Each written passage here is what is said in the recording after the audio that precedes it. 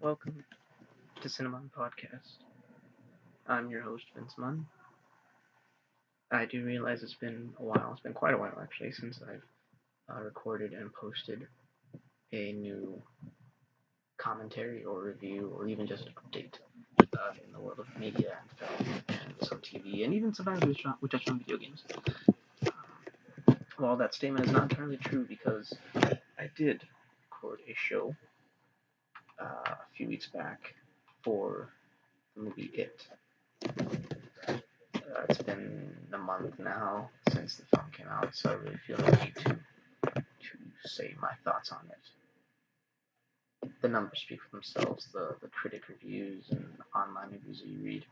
I'm very much on par with those. So that's all I need to say about it for the film, and I anticipate the second one. That's not really what I want to talk to you about tonight. HBO this last Saturday premiered their documentary called Spielberg. It's about 2.5 hours long, just shy of 2.5 hours, on the life and career of Steven Spielberg. They didn't do it because he's dead. He's still very much alive, still working. They did it, I think, just to kind of celebrate a life. That's why I see it as a celebration of a life and a career of an artist, a modern, probably the most well-known filmmaker in the world. And when I say filmmaker, I don't just mean director. I mean, he's a writer, he's a producer, he's a creator, he is even cameoed and such in other films, sometimes parodying himself uh, in humorous ways. The reason this was so important to me, at least watching this documentary and now coming to you to speak about it, is because that's one of the reasons I do this. Seeing Jurassic Park in the summer of '93 when I was 6 years old, on the border of 7, changed the way I watch movies, changed my appreciation, gave me an appreciation for movies, not just because it was dinosaurs, not just because it was uh, action, adventure, and it was scary.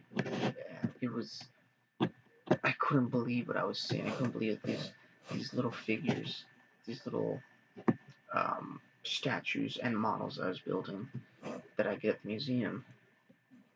There they were on screen. They were alive.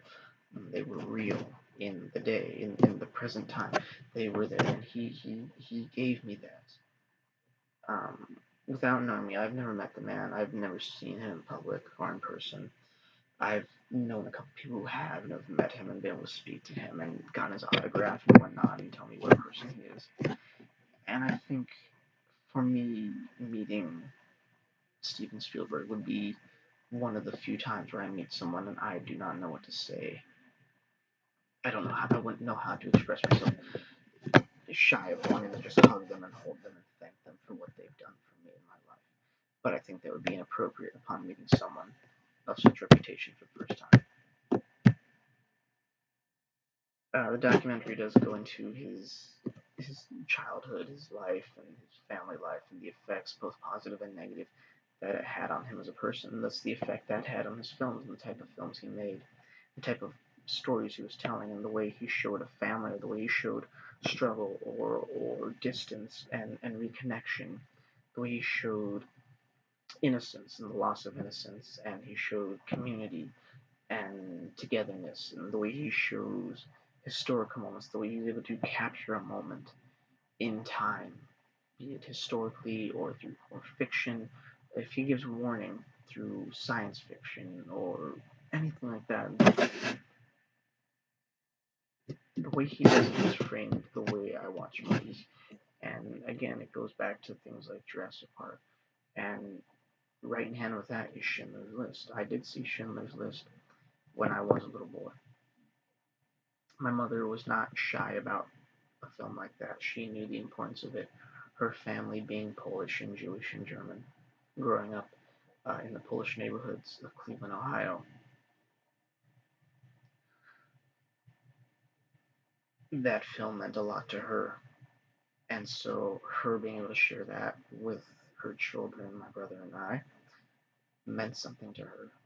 And it really opened my eyes to history. It opened my eyes to war and opened my eyes to atrocity, to what atrocity is and what it can do and how dangerous it can be and how dark it is and how Tolkien, I guess, said it best. What can men do against such reckless hate? And the effects of that movie on me have been lifetime.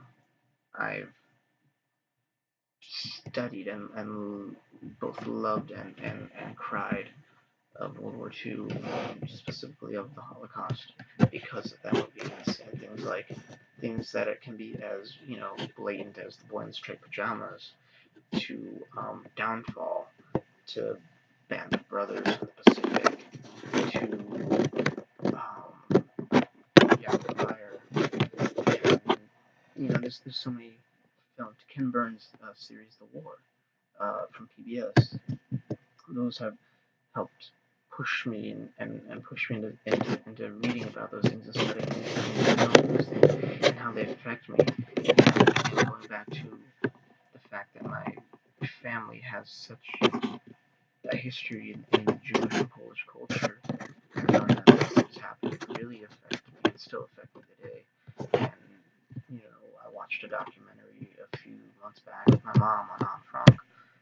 I don't know why, it was something she recorded. She thought I might like to see, and we sat there on the couch, and I told her my perspectives and from reading excerpts from her diary and telling her the history of what was going on around that time when those events took place specifically, and literally just breaking down there, sitting on the couch, crying and explaining to her what happened and giving her relevance and recognition. And my mom asked me, why does this affect you so much? Why do you always get so affected by it?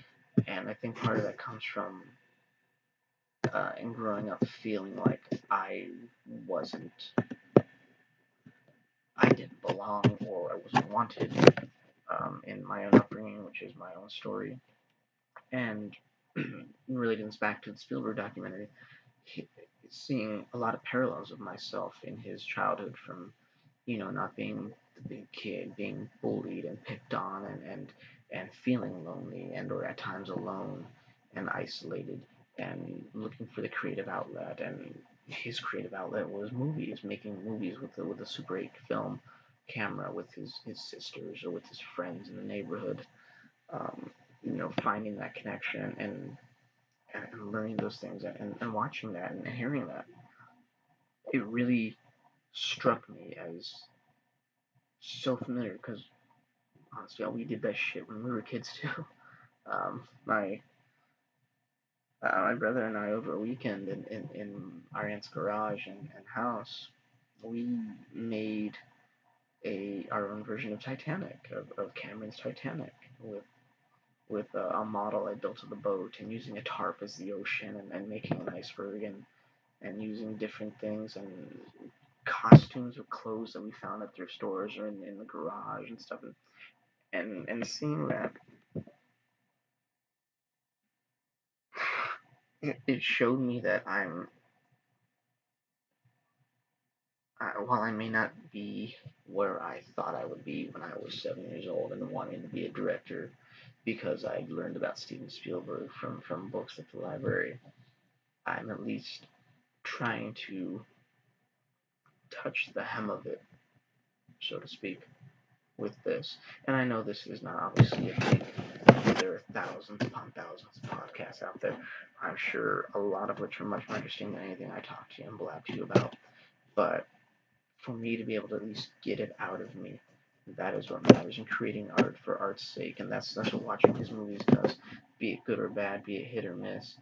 It's creating art for art's sake and hearing of him that being on a film set is like being with a family is fitting in, is belonging, and I get that and having a passion of talking about movies and I'm still looking for someone who shares that passion as much as I do, who loves to do that, who without it sometimes feels just just a little less than themselves. I'm not saying that they feel incomplete, but maybe they do feel incomplete because you don't feel like you can fully express yourself. And that's why I do this here. It's my way of being able to fully express myself, good, bad, whatever way I feel about a film or about a project or about even something right now as I'm talking to you.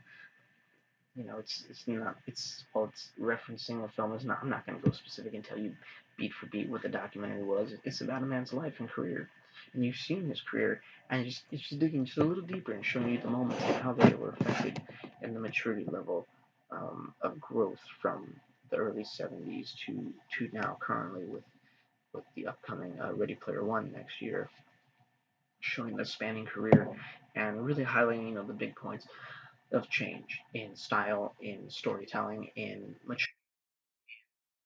things like that. It's showing those things that really are neat to me and that matter to me. And again, going back to being able to relate to how he felt as a child, that really struck me in this documentary. Something I don't think I ever really noticed growing up, reading about Steven Spielberg and seeing stuff. Because obviously those are very much more public interviews and whatnot, and they and conversations to where you'll touch upon you kind of tip your toe in the water, but you don't stick your foot all the way in. And this documentary really got to kind of stick its foot and wade a little bit in the pool that is his mind and emotions. And so I really was able to appreciate that.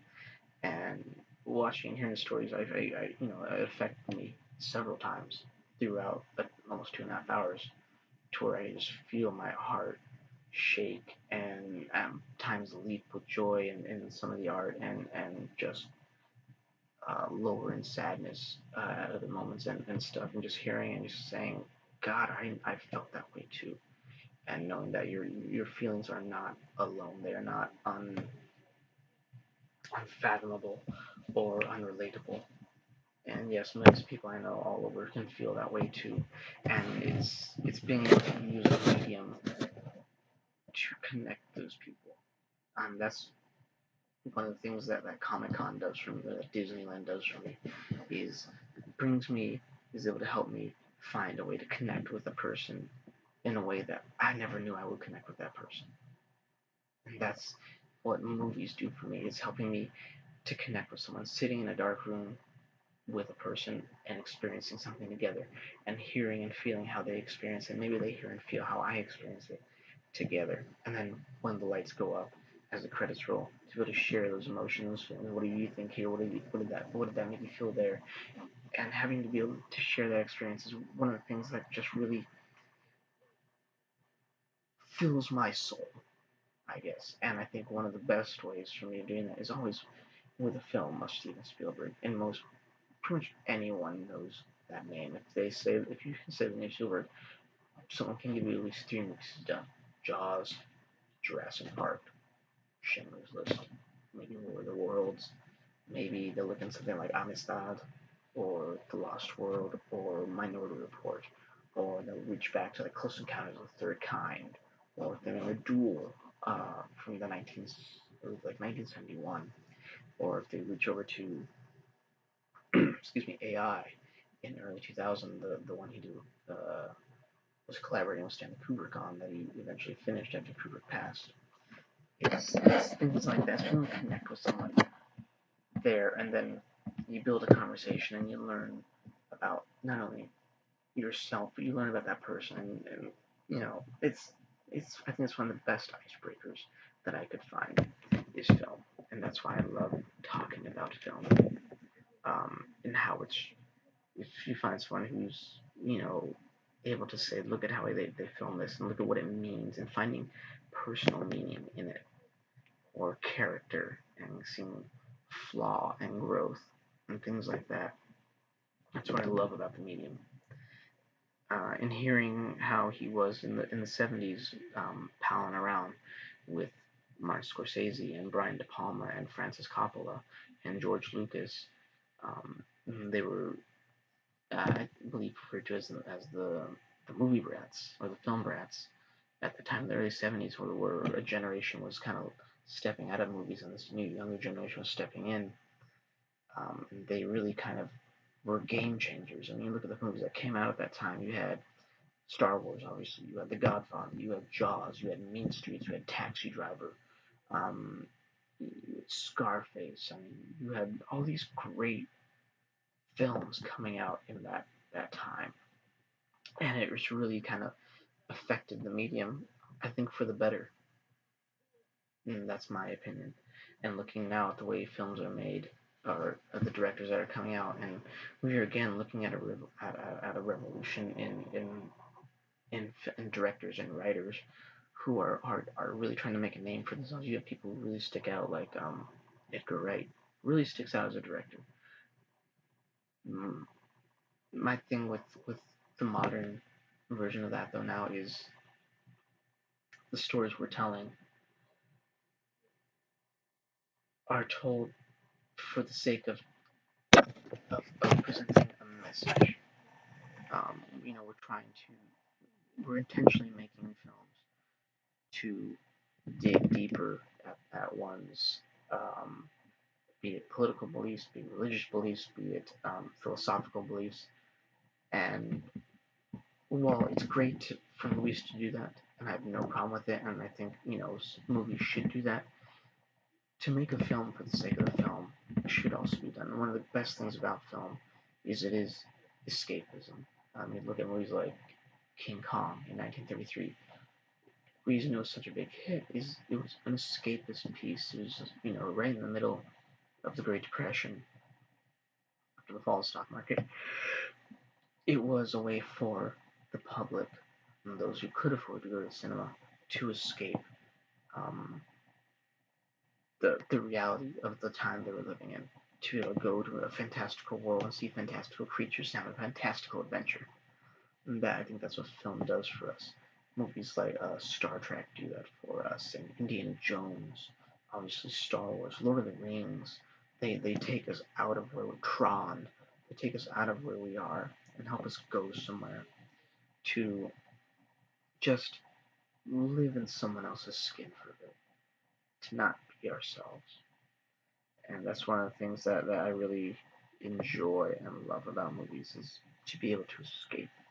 Not to say that I don't want to be me. At times, no one wants to be them. Anyone will tell you that. At times, no one wants to be them. And it's a truth. I believe that everyone, even the most confident person, will tell you, they have no flaws, or they have no issues with who they are, and they're so full of self-confidence. You had to do something to get to that confidence, and that means falling. That means experiencing pain or loss or something like that to get that. And so you will experience the isolation and loneliness.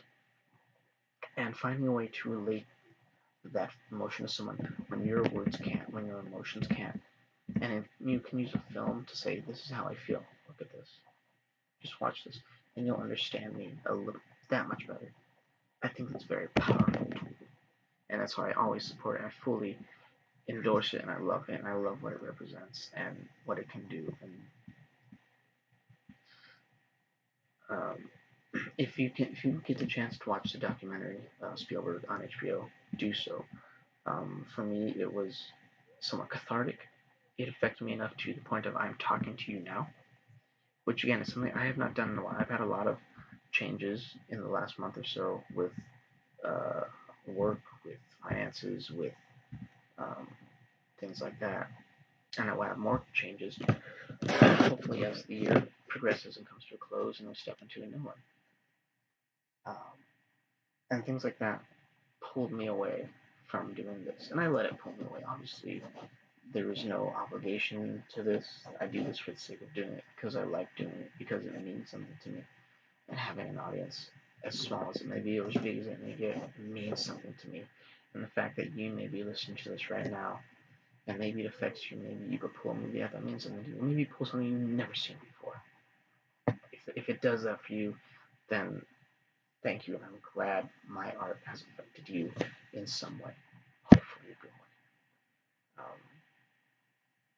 But doing this has been very cathartic for me. It's been at times therapeutic for me.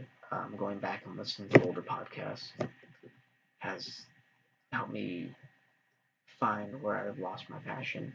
Has helped me find where I lost my ability to speak or to express myself. And I think now in going and looking at new film and trying to experience new types of cinema that I don't normally take in, I hope will help me express myself better than I do now. And hopefully I'm better now than when I started doing this. Clearly, I don't have a format anymore. If you listen to our earlier shows, there was very much a format with, headlines and opinions and what's coming out and movie quote of the day. I've since kind of dropped that on because mostly it's me now flying solo. Again, I'm looking for someone who loves this as much as I do, who can talk with me and share their experiences and what it means to them with me on this. So, if you know of anyone, let me know. Um, if you can find Spielberg on streaming, on HBO, on on Amazon Fire Stick, whatever, watch it. Just watch it, and maybe it'll help you go back and explore a film of his and say, I didn't look at it this way. I get it now, or it affects me differently now. I certainly intend to do that myself. There are still a number of films of his I have not seen, and I'm a quite Spielberg fan because without Steven Spielberg, without Jurassic Park, without Schindler's List, I'm probably not here talking to you right now about Steven Spielberg and Jurassic Park and Schindler's List. They affected me so, and they gave me my love of film, of movies, and what it means and what it can do for you. And things like E.T. and Close Encounters, Jaws, obviously, is one of my favorite movies ever. So I guess in a way you could say this is me saying thank you to someone I have never met for affecting me so in my life. And thank you for showing me what I wanted to do since I was 7 years old. And while, yes, I did fall away from that dream, it has not stopped my love of the medium of the art, making art for art's sake. This has been a CineMunn podcast. I will see you at the concession stand.